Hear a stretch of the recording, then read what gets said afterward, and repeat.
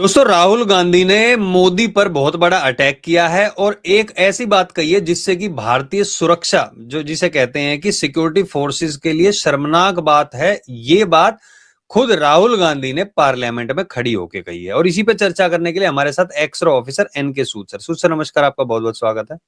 नमस्कार, बहुत बहुत शुक्रिया आपका।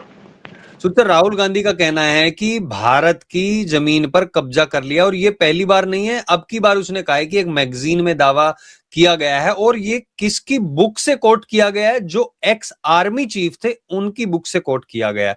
प्लीज मैं चाहता हूं कि आप ये बताइए डिटेल में क्या क्लेम किया गया है और असल में इसके पीछे की सच्चाई क्या है। एक्चुअली राहुल गांधी उल्टी सीधी स्टेटमेंट देते हैं, सच्चाई तो कुछ होती नहीं, इश्यू कोई है नहीं। एक्चुअली एक आर्टिकल करावान में लिखवाया गया कांग्रेस के लोगों के द्वारा या राहुल गांधी के द्वारा, और उसके बाद राहुल गांधी पार्लियामेंट के अंदर आ गए, क्योंकि राहुल गांधी को चिंता है कि बीजेपी ने किस तरीके से यहाँ पे 15% अपना डिफेंस का बजट बढ़ा दिया। ऑपरेशन सिंदूर से भी इनको चिंता थी। और ये आर्टिकल जो लिखा गया है, इसके ऊपर राहुल गांधी ने कहना शुरू कर दिया कि चाइनीज हमारे एरिया में आ गए थे। चाइनीज ने कोशिश की थी हमारे एरिया के अंदर आने की, लेकिन उस टाइम पे हमारी फोर्सेस सामने खड़ी हो गई। हमारे जो फोर्सेस सामने खड़ी हुई तो वहां पे 4 साल तक स्टैंड अप चलता रहा चाइना के साथ लद्दाख के अंदर, और चाइनीज को अल्टीमेटली भागना पड़े पीछे। पीएम मोदी ना चाइनीज प्राइम मिनिस्टर से बात की, ना चाइनीज फॉरेन मिनिस्टर से बात की। तो ये जो इनके क्लेम है, झूठे क्लेम है, क्योंकि राहुल गांधी 2008 में गए थे चाइना के अंदर, सोनिया गांधी साथ में थी, और वहां पे जाकर इन्होंने एक एग्रीमेंट साइन किया था उनके पास, जिसको कहा जाता है कि सेल आउट एग्रीमेंट।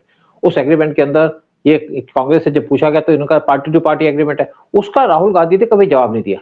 लेकिन वो एग्रीमेंट था, वहां पे जी जिनपिंग खड़े थे जो उनके उस टाइम पे वाइस प्रेसिडेंट थे, और एग्रीमेंट साइन करने के बाद राहुल गांधी के जो फंड था, यानी कि जो राजीव गांधी का फाउंडेशन थी, वहां पे करोड़ों रुपए डिपॉजिट कर दिए गए चाइनीज के द्वारा, और ये इन्होंने देश को बेचने का काम किया था। आज भी जो राहुल गांधी पार्लियामेंट के अंदर कह रहे हैं, वो चाइनीज के कहने पे कह रहे हैं, क्योंकि ये चाइना से इनको पैसे मिलते हैं, उनके लिए काम करते हैं। मैं आपको इंटेलिजेंस सर्कल से बात कह सकता हूँ कि इंटेलिजेंस सर्कल में ऐसे आदमी को एजेंट माना जाता है जो राहुल गांधी जैसे बात करते हैं। तो इनकी बातों में ना तो दम है ना कोई सच्चाई है। मेरे भी कुछ फ्रेंड रहे हैं लद्दाख के अंदर, और वो क्लियरिफाई करते हैं कि चाइनीज यहाँ पे आने की कोशिश कर रहे थे, लेकिन जब हमारी फोर्सेस आ गई वहां पे तो भाग गए और पीछे हट गए। फिर बाद में एक एग्रीमेंट साइन हो गया दोनों कंट्रीज के बीच में, जिसके बाद चाइना ने अपने फोर्सेस को विड्रॉ किया, इंडिया ने विड्रॉ नहीं किया। हाँ, मैं कह रहा था डोकलाम में जब ये हुआ था स्टैंड ऑफ, वहां पे देखा भी गया था, काफी चाइनीज को भी मार लगी थी, कुछ भारतीय सैनिक भी मारे गए थे। उसके बाद आपने स्टैंड ऑफ वो पूरा किया। लेकिन ये जो जमीन कब्जाने वाली बात है, जमीन तो कब्जा हुई है, लेकिन वो कब हुई है, किसके शासनकाल में हुई है और उस टाइम पे एक्शन क्यों नहीं लिया गया फिर? देखिए, ये जो जमीन कब्जे की बात हुई है, ये हुई है 1962 में। 38,000 स्क्वायर किलोमीटर साइड चीन का एरिया पाकिस्तान चाइना ने कंट्रोल में कर लिया था। नेहरू उस टाइम पे इंडिया के प्राइम मिनिस्टर थे, और जब नेहरू से पार्लियामेंट के अंदर पूछा गया कि आप क्यों नहीं एरिया लेते, कहते वहां पे तो घास नहीं उगती, तो क्या ले भाई। फिर एक एमपी ने कहा कि आपके सिर में बाल उगते तो क्या आपका सिर को काट दें, क्या वो चाइना को दे दें। और एक और बात थी कि एक इशू उठा था कि चाइना इंडिया का जो एरिया है वहां पे एक विलेज को डेवलप कर रहा है, और ये बात रवीश कुमार ने टीवी चैनल पे की थी। रवीश कुमार भी को भी रिवार्ड मिला हुआ है यूएस की तरफ से, और वो इंडिया के खिलाफ ही बात करता है हमेशा। तो उस टाइम पे जो इन्वेस्टिगेशन की गई तो पता चला कि जो एरिया पे विलेज बना था वो 1960 में, यानी कि 62 के वार से पहले चाइना ने कंट्रोल कर लिया था, और इस टाइम पे इन्होंने कुछ छोड़ नहीं बचाया। 62 में भी छोड़ नहीं बचाया, क्योंकि चाइना धीरे धीरे हमारे विलेजेस को ले ही रहा था। लेकिन जब से बीजेपी गवर्नमेंट आई है, चाइना एक इंच जगह नहीं ले पाया। कई बार कोशिश की उसने हमारे एरिया के अंदर घुसने की, लेकिन जब भी आया उसको मुंह की खानी पड़ी। देखिए, डोकलाम का इशू हुआ था 2017 में, और डोकलाम जो एरिया है वो पड़ता भूटान का टेरिटरी, जिसको चाइना क्लेम करता है। इंडिया भूटान की सिक्योरिटी देखता है, तो इंडियन फोर्सेस वहां पे चली गई, उनको फेस ऑफ करने लग गई, और वो स्टैंड ऑफ चलता रहा 73 दिन का। अगर चाइना डोकलाम में रोड बनाता तो हमारे चिकन नेक से 30 किलोमीटर दूर होता, और कभी भी चिकन नेक को टारगेट कर सकता था। इससे इंडिया ने उसको रोड नहीं बनाने दिया, और आज चाइना वहां पे कोशिश नहीं करता जाने की। और ये जो लोग हैं ये उल्टी सीधी बातें करते हैं कि चाइना ने डोकलाम पे अपने कब्जा कर लिया था। ऐसी कोई बात नहीं है, सच्चाई कोई नहीं है। राहुल गांधी सच बोलना पसंद नहीं करते। अच्छा सूद सर, एक चीज और है ना, अगर ये बात कहते हैं कि वहां पे इंफ्रास्ट्रक्चर भी होना चाहिए, तो वहां पे भारत ने पहले क्यों नहीं इंफ्रास्ट्रक्चर बनाया और अब क्या बना रहा है? क्योंकि चाइना तो अपनी तरफ से बनाता रहता है वहां पे। बिल्कुल, देखिए चाइना तो अपना इंफ्रास्ट्रक्चर बना रहा है बहुत सालों से, रोड्स भी बना रहा है, ब्रिजेस बना रहा है, एयरपोर्ट्स भी बना लिए। लेकिन इंडिया की तरफ से 2012 में बात हुई थी, वहां पे पार्लियामेंट के अंदर पूछा गया कि इंडिया क्यों नहीं इंफ्रास्ट्रक्चर बनाता। तो ए के एंटनी उस टाइम पे इंडिया के प्राइम डिफेंस मिनिस्टर थे, उन्होंने पार्लियामेंट के अंदर कहा बड़े कॉन्फिडेंस से कि अगर हम इंफ्रास्ट्रक्चर बना लेंगे तो चाइनीज आ जाएंगे, हमें चाइना से डर लगता है। ये उनकी स्टेटमेंट थी। लेकिन आज अरुणाचल प्रदेश के अंदर इंफ्रास्ट्रक्चर बन रहा है, रोड्स बन रहे हैं, टनल्स बन रही हैं, और इस बजट के अंदर भी हजारों करोड़ रुपए रखे गए हैं इंफ्रास्ट्रक्चर बनाने की। अरुणाचल प्रदेश के अंदर ना रोड्स थे, ना वहां पे कुछ ट्रांसपोर्ट थी, वहां पे थोड़े से कुछ छोटे मोटे जो जगह थी वहां पे हमारे प्लेन जाते थे, सप्लाई चेन नहीं थी, वहां पे सप्लाई नहीं जा सकती थी। फिर वहां पे 6-7 एएलजी बना दिए गए अरुणाचल प्रदेश के अंदर। एएलजी होता है एडवांस लैंडिंग ग्राउंड, जहां पे हमारे फाइटर जेट भी लैंड कर सकते हैं, एयरक्राफ्ट जो ट्रांसपोर्ट एयरक्राफ्ट वो भी लैंड कर सकते हैं, साथ में ब्रह्मोस मिसाइल भी लगा दी गई। इसी तरीके से लेह के अंदर भी 3 एएलजी बने, एक फुकचा के अंदर और 2 दूसरे बने हुए। वह फुकचा का जो एएलजी था उसको पूरी बेस बना दिया गया, और ये बॉर्डर से सिर्फ 30 किलोमीटर दूर है। वहां पे एक 2000 किलोमीटर लंबी हाईवे बनाई जा रही है अरुणाचल प्रदेश के अंदर, ताकि, और बनाई जा रही है बॉर्डर से 20 किलोमीटर दूर, ताकि वहां पे जो बॉर्डर पे फोर्सेस हो उनको सप्लाई जा सके, ट्रांसपोर्ट मिल सके उनको, और उनको बाकी एम्युनिशन आ सके। जब कांग्रेस का रूल था तो वहां पे कोई डेवलपमेंट नहीं की गई थी, क्योंकि उनको डर लगता था अगर कोई काम करते थे तो चाइनीज फोर्सेस आकर के वहां पे धमकाने लग जाती थी। आज चाइना की हिम्मत नहीं होती धमकाने की। वहां पे हमारे होम मिनिस्टर विजिट कर चुके हैं, हमारे प्राइम मिनिस्टर विजिट कर चुके हैं। इवन जब G20 की समिट हुई थी तो हमने वहां पे समिट होल्ड की थी, G20 की एक पार्ट समिट होल्ड की थी। चाइना बोलता रहा लेकिन हमने उसकी चिंता नहीं की। आज चाइना की हिम्मत नहीं है हमारे एरिया में घुसने की, लेकिन तो चाइना सुंदर, पहले कहीं भी घुस जाता था। हाँ, वो जब एरिया हमारा है तो कांग्रेसी सरकार ये क्यों कह रही थी अगर हम वहां पे इंफ्रास्ट्रक्चर बनाएंगे तो फिर चाइना को परेशानी होगी? यानी कि वो ये मान के बैठे हैं, कहीं वो एमओयू यही तो साइन नहीं किया गया था कि भैया अगर हमारी सरकार रहती है अगले 5-10 साल में वो एरिया भी तुम्हें दे देंगे, क्योंकि वहां पे उनको बनाने भाई का कुछ था ही देखो, नहीं। देखो संदीप, कांग्रेस का कोई भरोसा नहीं है। एक बार कांग्रेस पार्टी जो है, आपको बता दूं बात, 2006 और 2012 में कांग्रेस शायद देने के चक्कर में थी पाकिस्तान को, 2006 और 2012 में। और उस टाइम पे जो हमारे आर्मी के थे वो खड़े हो गए, उनका भी आप कैसे एरिया को दे सकते हैं, हमारी फोर्सेस यहाँ पे अपनी जाने गंवाई है इस एरिया के अंदर। तो ये तो कुछ भी कर सकते हैं, ये किसी को कुछ एरिया दे सकते हैं, इनको फर्क नहीं पड़ता, इनके लिए देश को मायने नहीं रखता। तो अच्छा सूद सर, पहले जो हमारी फोर्सेस थी उसमें क्या बदलाव हुआ है? जो वहां पे सिपाही खड़े रहते हैं, हमारे सोल्जर खड़े रहते हैं, उनको क्या सुविधाएं मिलती थी? क्या ऑर्डर्स कैसे पालन किए जाते थे? अब कैसे पालन किए जाते हैं? क्या डिफरेंस आया है मोदी गवर्नमेंट में, जो बीजेपी गवर्नमेंट और कांग्रेस में? देखिए, जब कांग्रेस की गवर्नमेंट थी तो अगर पाकिस्तान की तरफ से कोई अटैक होता था, मिसाइलें चलती थी या तोपें दागी जाती थी, तो हमारी फोर्सेस को एक्शन नहीं ले सकती थी, उनको ऑर्डर नहीं था, उनको दिल्ली से ऑर्डर लेना पड़ता था। और जब दिल्ली से ऑर्डर मिलता था तब उसको रिप्लाई देती थी, और ज्यादातर केसेस में रिप्लाई नहीं आता था तो कुछ नहीं कर पाती थी, हेल्पलेस थी। लेकिन जब से मोदी गवर्नमेंट आई है तब किसी को ऑर्डर लेने की जरूरत नहीं, वो कहते हैं जो आपको ठीक लगे एक्शन लो, मारो तोड़ो जो मर्जी करो। तो अगर पाकिस्तान की तरफ से एक गोला चलता है तोप का, तो यहां से 4 गोले चलते हैं। आज पाकिस्तान इसलिए चुप है। इसी तरीके से चाइना की तरफ से कोई एक्शन होता है तो हमारी फोर्सेस को पूरी लिबर्टी है, जो एक्शन लेना है वो लीजिएगा, सेंटर से परमिशन लेने की जरूरत नहीं है। और जो बात कहते हैं कि नवराने ने डिफेंस मिनिस्टर से पूछा, मैं नहीं समझता कि इस टाइप के नवराने को ऑर्डर लेने की जरूरत थी, क्योंकि वहां पे स्टैंडिंग इंस्ट्रक्शंस दी गई हैं। और अगर आप बात करते हैं साइचिन की या बात करते हैं लेह लद्दाख की, वहां पे हमारी फोर्सेस को पूरी फैसिलिटी दी गई है। एक फुकचे जो एएलजी था उसको एयरपोर्ट में कन्वर्ट कर दिया गया, और वो 30 किलोमीटर दूर है चाइना के बॉर्डर से, जिससे चाइना की सिटी पिटी गुम है। बीजेपी के टाइम में रोड्स बनाए जा रहे हैं, टनल्स बनाई जा रही हैं, वहां पे पूरा डेवलपमेंट की जा रही है। और आप देखिए लेह के अंदर इस टाइम पे हमारी आर्मी खड़ी है फुल फोर्स के अंदर, ताकि अगर कोई भी कोशिश करता है चाइना हमारी तरफ देखने की, घुसने की, उसको वहीं पे जवाब दे दिया जाता है। जब चाइना के फोर्सेस एंटर कर गए थे हमारे एरिया के अंदर 2020 में, तो हमारी फोर्सेस सामने खड़ी हो गई थी और चाइनीज फोर्सेस को रुकना पड़ा और पीछे जाना पड़ा।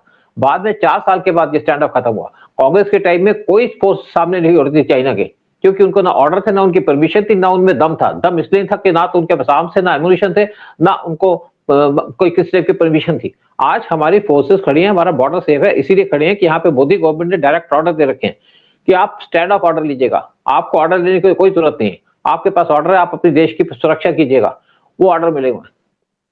अच्छा सूद सर, अगर ये बार बार इतना दावा कर रहे हैं तो नरवणे जी जो हैं उन्होंने भी इंटरव्यू में भी कहा है कि हमारी 1 इंच जमीन भी चाइना ने नहीं कब्जाई है। तो मतलब राहुल गांधी कहता है कि मैं जो बात कह रहा हूं वो 100% सही है, और वो कोट कर रहे हैं एक मैगजीन को। आपने बताया कि मैगजीन में भी बोलिए। हाँ, आर्टिकल इन्होंने लिखवाया, उसी को क्लेम कर रहे हैं, उसी की सच्चाई बता रहे हैं। ये ना गवर्नमेंट से सुनना चाहते हैं, ना आदमी से सुनना चाहते हैं। राहुल गांधी वो काम कर रहे हैं जो देश का दुश्मन करेगा। इनको देश से कोई लेना देना नहीं। इनका एजेंडा डिफरेंट है, ये चाइनीज एजेंडे पे काम करते हैं। जब डोकलाम हुआ था तो उस टाइम पे राहुल गांधी चाइनीज एम्बेसी के अंदर चले गए थे और चाइनीज एम्बेसडर से मिले थे, लेकिन जब पकड़े गए तो किसी को नहीं बताया कि मैं क्यों गया था। और एक बार उनको जाना था चाइना के अंदर, नेपाल जाना था, नेपाल से जाना था चाइना के अंदर, तो चाइनीज एम्बेसडर ने पीएम मोदी से रिक्वेस्ट की कि आप इनको स्पेशल जगह दे दो जहां से वीआईपी जाते हैं। मना कर दिया उन्होंने, क्योंकि उस टाइम पे तो ये एमपी भी नहीं थे। और उसके बाद नेपाल चले गए। नेपाल से जाने के बाद जो इनके पास एसपीजी मिली थी, जो इनकी सिक्योरिटी देखती है, जो एसपीजी है जिनको Z+ सिक्योरिटी मिलती है, वो उनके साथ जाते, कहीं भी जाएंगे, चाहे आर्म्स के बगैर जाए। लेकिन उसके बाद एसपीजी को छोड़ करके चले गए ये चाइना के अंदर, और चाइना के पीएलए की गोदी में बैठ करके टेम्पल को देखने चले गए। ये है राहुल गांधी की सच्चाई। इनको देश से कोई लेना देना नहीं। इस बात पे मैं थोड़ा वो करूंगा, टेम्पल में और वो भी राहुल गांधी, थोड़ी बात हजम नहीं होती, तो कुछ ना कुछ अलग तरीके से ही गए होंगे। हाँ, एक बात मैं आपको बता, मैं आपको एक इस पे बता दूं क्या पर्पस था। एक्चुअली इलेक्शन का टाइम था और टेम्पल के अंदर नहीं गए, बाहर से फोटो खिंचवा करके आ गए। अच्छा, अपने आप को हिंदू बताने के लिए कि मैं हिंदू से प्यार करता हूं।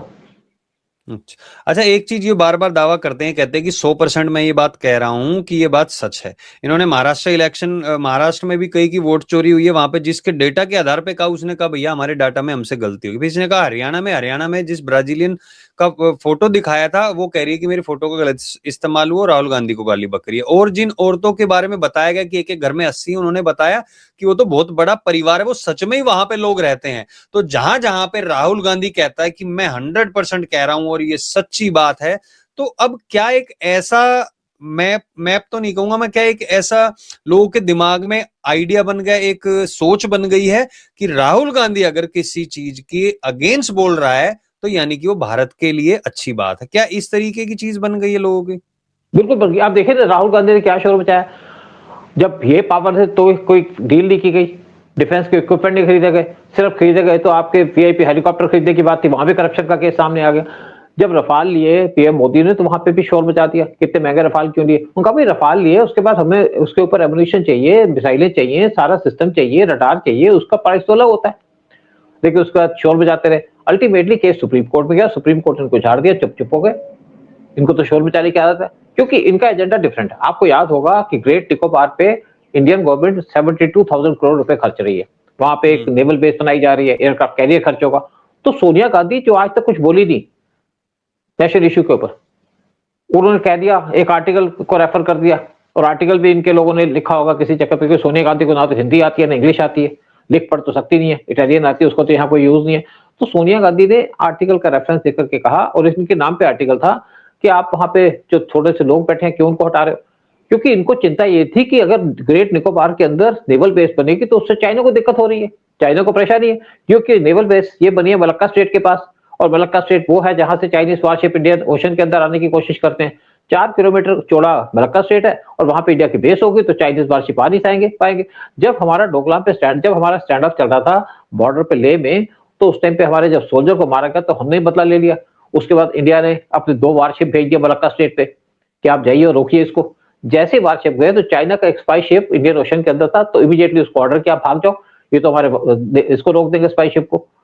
तो चाइना हमसे डरता है बिकॉज ऑफ मलक्का स्ट्रेट, क्योंकि हमारा सी पे कंट्रोल होता है उससे, और इसीलिए इनको दिक्कत होती है। कभी राहुल को दिक्कत होती है, कभी सोनिया गांधी को दिक्कत होती है। एक्चुअली जब से इन्होंने चाइना से पैसे लिए, तब से इनकी लॉयल्टी चेंज हो गई है। इनकी लॉयल्टी इस पे चाइना के साथ है, इनकी लॉयल्टी पाकिस्तान के साथ भी है। ऑपरेशन सिंदूर पे क्वेश्चन उठाएंगे, जब बालाकोट स्ट्राइक की गई तो उस पर क्वेश्चन उठाएंगे, कहां लोग मारे गए। हमें पता है किस तरीके से वापस स्ट्राइक हुई, किस तरीके से लोग मारे गए, क्योंकि आज बहुत सी ऑर्गेनाइजेशन है यहाँ पे, मैं तो रॉ में काम करता रहा हूँ, मुझे पता है कि वहां पे 300 लोग मारे गए थे बालाकोट में। इनको दुख होता है कि क्यों मिलिटेंट मारे गए, क्योंकि इनको दुख होता है क्यों हमारे लोग जीत जाते हैं जगह जगह में, और किस तरीके से हमने सिंदूर के अंदर पाकिस्तान का बैंड बजा दिया, उससे इनको दिक्कत होती है। इंडिया की अचीवमेंट से दिक्कत नहीं होती, इंडिया के हारने से इनको दिक्कत होगी। मतलब इंडिया के जीतने से इनको दिक्कत होगी और पाकिस्तान के हारने से होगी, ये आप कहना चाह रहे हैं। लेकिन एक बात तो यहाँ पे साफ हो गई है कि राहुल गांधी जिस भी चीज के बारे में कहते हैं, अब भारत की जनता जान चुकी है। इसका मतलब हमें उस चीज के साथ खड़े होना जिसके खिलाफ राहुल गांधी होंगे, और ये टाइम टाइम पे अपने आप साबित भी होता रहा। तो जो भी लोग देख रहे हैं उनसे भी हम पूछना चाहेंगे, कमेंट सेक्शन में आप भी बताइए कि आप लोगों का क्या सोचना है। राहुल गांधी जो बार बार दावे करते हैं, सुब्रमण्यम स्वामी भी बार बार दावे करते थे जो बीजेपी के ही थे, और अभी भी हैं, तो वो बार बार दावे करते हैं, उनको कोट भी करते हैं। तो क्या सोचना है आपका कि राहुल गांधी क्या ये सच कह रहे हैं? क्या ये भारत को बदनाम करने की कोशिश है? डिफेंस बजट भी बढ़ा दिया 15%, उसकी डर के मारी ये कह रहे हैं कि भारत और शक्तिशाली बन जाएगा।